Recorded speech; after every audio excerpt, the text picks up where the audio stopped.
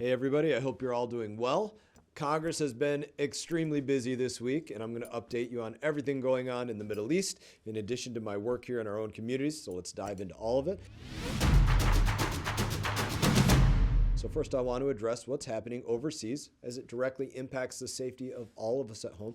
As you know, American forces are engaged against the Iranian regime that has attacked the United States of America over and over and over again almost every day, week, month of the year, and almost every year. This is an ongoing threat continually. It has just been allowed to metastasize. Now, if you are in the Middle East or know somebody who is, the State Department has called for a mandatory evacuation. I'm sure you certainly know that if you are there, evacuation for all American citizens and in many of the Gulf countries. But what we will put up is the full list on the screen if you need evacuation assistance, where those numbers are. Call State Department helpline at 202-501-4444. We'll give you other contacts for that. Now, here in Congress, some have tried to push war powers resolutions with the goal of forcing the United States to pull all of our military out of the region.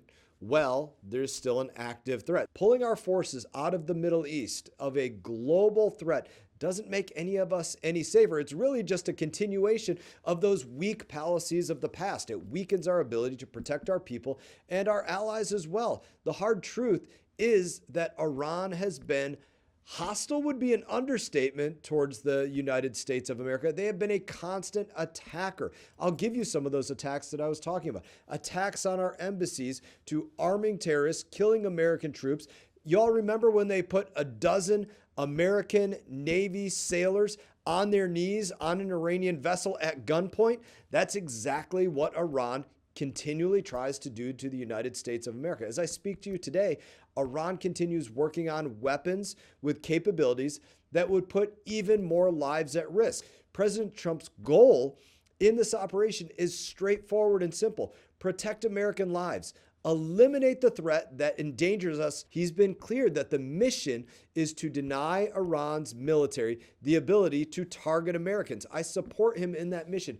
I am deeply grateful for every single service member who stands watch and protects the United States of America. I couldn't be more proud than to have them as my brothers and my sisters in arms, fulfilling their duty as I know they are proud to do. Right now, American service members' lives are on the line in defense of our freedom. 6 of my brothers and sisters in arms have been killed. Each of these 6 heroes volunteered to serve, to protect American lives, and they paid the ultimate sacrifice with their own life, with the last breath in their lungs and the last beat of their heart and the last thought in their mind. I pray that God bless their souls, that God bless every single soldier standing watch, standing in defense of America around the world. And for the families of those 6, I love you. My heart goes out to you. Thank you for sharing your patriot with the United States of America and giving them in defense of the United States of America. They are working to ensure that the thousands of Americans that have already been killed at the hands of Iran, that threat does not continue, and it is a worthy fight. Your heroes were serving a worthy fight. I want to address something else. I want to address the challenges that many of our growers at home are facing following record-breaking temperatures last month. Something entirely different. Now, as we've unfortunately seen, as unseasonable deep freeze can erase years of labor in a single night, we've seen that by what happened with those very cold temperatures. From citrus trees and vegetables to shrubs and nursery crops, farmers dedicate years of hard work to cultivating those plants for us. I learned about it when I visited some of their farms, and I know many of you are experiencing hard losses this winter. This week, Secretary of Agriculture, Brooke Rollins, issued a disaster declaration for 26 counties in the state of Florida. This is key, as the declaration is the first step to unlocking additional support for those impacted farmers. We are going to have more details about this assistance in the coming days. I want to remind all of you that my office is hosting a Farmers Freeze recovery meeting on Friday, March 13th to provide federal assistance, information, and community guidance for anyone who needs that. We look forward to speaking to those of you that I haven't had the opportunity to speak to already. Our goal is to make sure that you all know what resources are available, how we can help in that recovery, what it is that I can do to assist. If you haven't spoken to me about it already and you see something else we can do, it's an opportunity to let me know. We're meeting at the Hope Sound Farmers Market between 10:30 and 1:30. Look forward to meeting with all of you there.